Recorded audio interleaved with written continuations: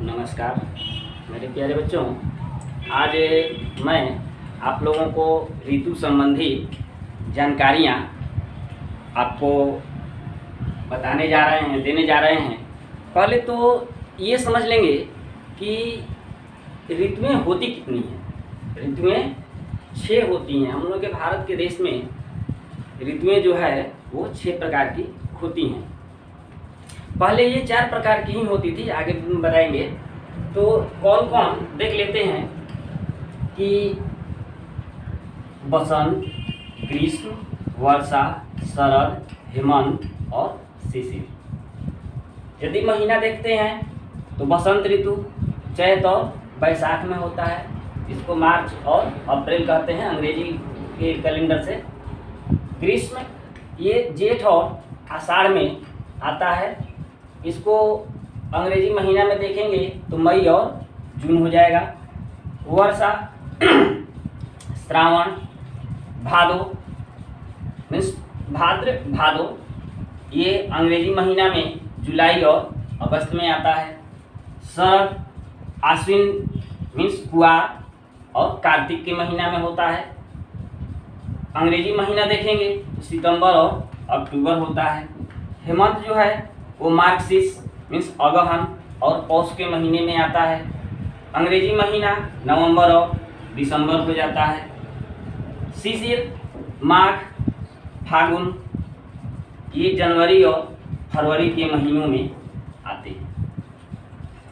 इस प्रकार हम देखते हैं कि हमारा भारत देश जो है उसमें 6 ऋतुएं आती है। बाकी सभी देशों में 6 ऋतुएं नहीं होती हैं। हमारे भारत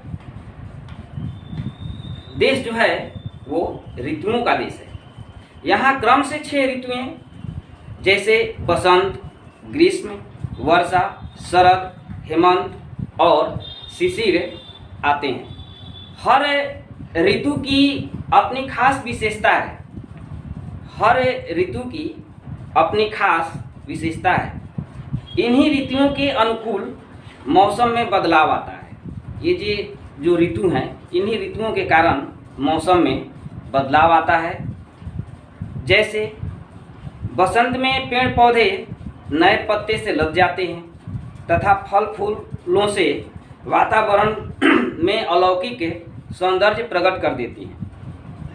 ग्रीष्म में सूर्य की प्रचंड किरणों से धरती तावे की तरह गर्म हो जाती है। तो वर्षा के आते ही नदी नाले वर्षा के जल को पाकर सारी सीमाओं को लांघ प्रलय जैसी या बाढ़ जैसी स्थिति उपस्थित कर देती है।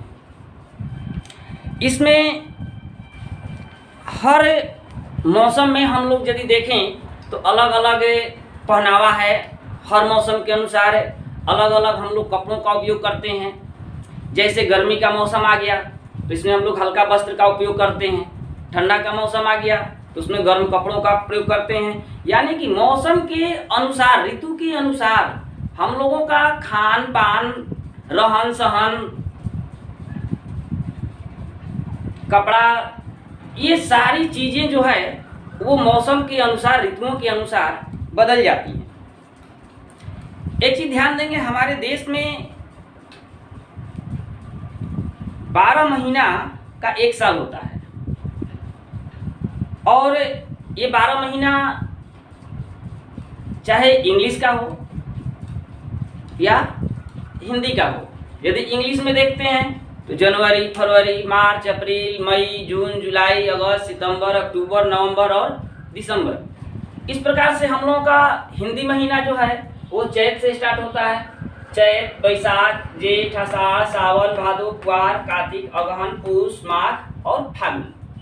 ये हम लोगों का मार्च से, यदि अंग्रेजी महीना देखें तो ये महीना मार्च से स्टार्ट होता है और मार्च से मार्च तक होता है। लेकिन हम लोग यदि दोनों को एक साथ करके देखें तो अच्छा रहेगा। एक एक ऋतु में 2-2 महीने होते हैं। एक ऋतु में 2 महीना होता है। बसंत ऋतु चैत और बैसाख मासों में होती है। इसका स्वागत चैत के प्रथम दिन को बसंत उत्सव मना करके मीन्स हम लोग होली खेल करके प्रारंभ करते हैं। जेठ और आषाढ़ मास को ग्रीष्म कहते हैं। सूर्य का ताप इन मासों में बहुत अधिक रहता है। श्रावण तथा भाद्रपद भादो मासों को वर्षा का ऋतु कहते हैं। इनमें खूब वृष्टि होती है, खूब वर्षा होती है, बाढ़ भी आ जाता है। आश्विन और कार्तिक मास शरद ऋतु के होते हैं। आश्विन मीन्स कुआर और कार्तिक महीना जो है वो शरद ऋतु के होते हैं। धान के पौधे इन मासों में फल से भर जाते हैं और पकने लगते हैं। अगहन मीन्स मार्गशीर्ष तथा पुष महीना हेमंत ऋतु के हैं। अगहन और पुष महीना में हेमंत ऋतु होता है। इसमें शीत का प्रकोप बढ़ जाता है। माघ और फाल्गुन को शिशिर ऋतु कहते हैं। इनमें ओस कुहासा आदि की वृद्धि रहती है, यानी कि इस महीने में ओस और मीन्स जिसको हम लोग शीत कहते हैं, शीत और कुहासा कोहरा की वृद्धि हो जाती है। इस प्रकार से हमारे जो भी ऋतु हैं उनका कार्य चक्र जो है वो चलते रहता है। संस्कृत के कवियों ने काव्यों में भी सभी ऋतुओं का वर्णन किया है। संस्कृत के जो बड़े बड़े कवि हुए वे लोग भी ऋतुओं के बारे में खूब चर्चा की है। कालिदास का ऋतु संहार नामक काव्य है, जिसमें कालिदास ने ऋतुओं के बारे में संपूर्ण जानकारी दी है। वे अपने काव्य में ग्रीष्म से प्रारंभ करके बसंत ऋतु तक का वर्णन किए हैं। इसमें 6 सर्ग हैं और इनकी श्लोकों की संख्या 144 है। इसमें एक दो श्लोक बोल देते हैं, सुन लेंगे। हेमंते शिशिरे रक्तः पीतो ग्रीष्म वसंतयो है वर्षासु शरदि शुक्लो विपरीतो भयंकर है। एक बार फिर से ध्यान दे देंगे। हेमंते शिशिरे रक्तः पीतो ग्रीष्म वसंतयो है वर्षासु शरदि शुक्लो विपरीतो भयंकर है। कह रहा है कि हेमंत और शिशिर ऋतु में लाल वर्ण, ग्रीष्म और वसंत ऋतु में पीत वर्ण मीन्स पीला रंग एवं वर्षा और शरद में शुक्ल वर्ण का सूर्य जो है वो शुभप्रद है, यानी कि शुक्ल पक्ष का जो सूर्य होता है शुक्ल वर्ण का वो शुभ माना जाता है।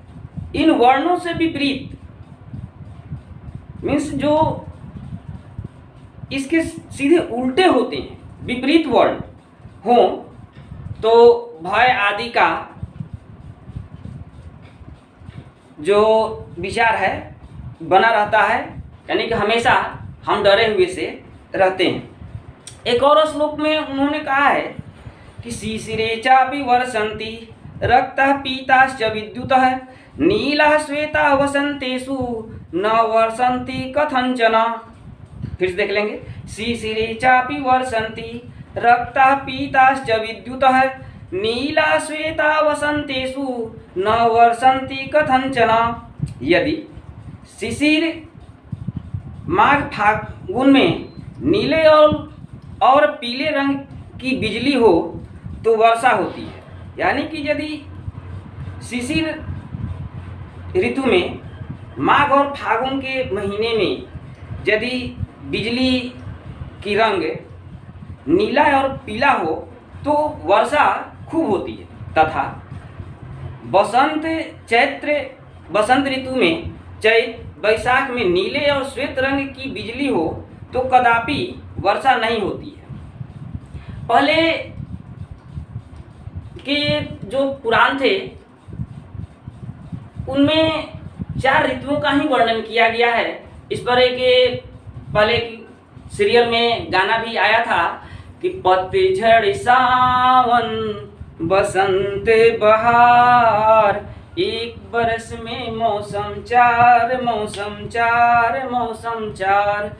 पतझड़ सावन, बसंत बहार, एक बरस में मौसम चार, मौसम चार, मौसम चार। ये पहले का था, लेकिन ग्रेगोरियन कैलेंडर के अनुसार 4 ऋतुएं मानी जाती थी: बसंत, स्प्रिंग, ग्रीष्म, समर, शरद, ऑटम और शिशिर, विंटर। लेकिन भारत में 6 ऋतुएं होती हैं। 4 होती हैं, ठीक है, लेकिन हम लोग के देश भारत में 4 ऋतुएं होती है। यही एक ऐसा देश है जिसमें कि सभी ऋतुएं होती है। तो 4 ऋतुओं का नहीं बल्कि 6 ऋतुओं का वर्णन किया गया है। इसमें प्राचीन काल में यहाँ 6 ऋतुएं मानी जाती थी: बसंत, स्प्रिंग, ग्रीष्म, समर, वर्षा, रेनी, शरद, ऑटम, हेमंत, प्री विंटर, शिशिर, विंटर। इस प्रकार के ऋतु वर्णन पर तो महाकवि कालिदास ने पूरी काव्य रचना ही कर डाली थी, तो उतना तो हम लोग कर नहीं पाएंगे। और इसको हम लोग इस प्रकार भी देख सकते हैं कि यदि कहते हैं कि पूष और अगहन जो है ये हेमंत ऋतु होता है, यदि इसको हम लोग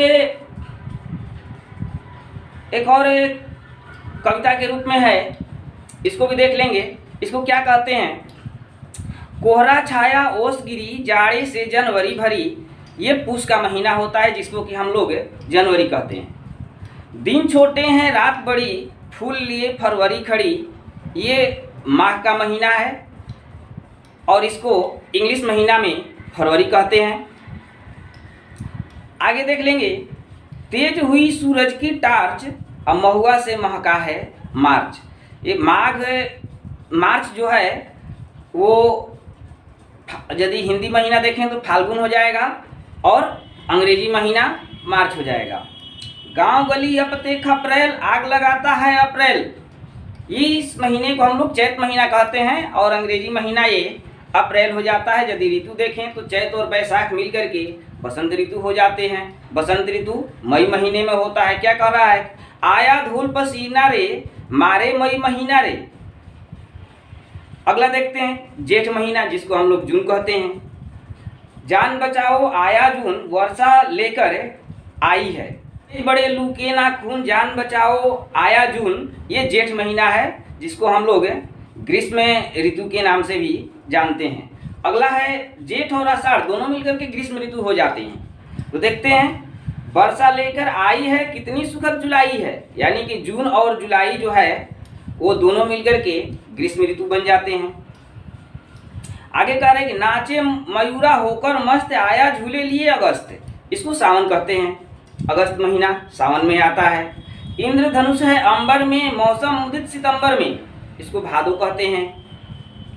पेड़ों ने पत्ते झाड़े, अक्टूबर के पिछवाड़े। आश्विन कुआर महीना कहते हैं। देखो लगा कांपने बंदर, आया ठिठुरन लिए नवंबर। इसको कार्तिक महीना कहते हैं। धूप लगे अब तो सुंदर, खत्म साल आ गया दिसंबर। दिसंबर का महीना अगहन। तो इसको एक बार फिर से सुन लेंगे। कोहरा छाया ओस गिरी, जाड़े से जनवरी भरी। दिन छोटे हैं रात बड़ी, फूल लिए फरवरी खड़ी। तेज हुई सूरज की टार्च, महुआ से महका है मार्च। गांव गली अपतेख अप्रैल, आग लगाता है अप्रैल। लाया धूल पसीना रे, मारे मई महीना रे। तेज बड़े लू के नाखून, जान बचाओ आया जून। वर्षा लेकर आई है, कितनी सुखद जुलाई है। नाचे मयूरा होकर मस्त, आया झूले लिए अगस्त। इंद्रधनुष है अंबर में, मौसम उदित सितंबर में। पेड़ों ने पत्ते झाड़े, अक्टूबर के पिछवाड़े। देखो लगा कांपने बंदर, आया ठिठुरन लिए नवंबर। धूप लगे अब तो सुंदर, खत्म साल आ गया दिसंबर। इस प्रकार से इसको हम लोग 12 महीना का नाम याद कर सकते हैं।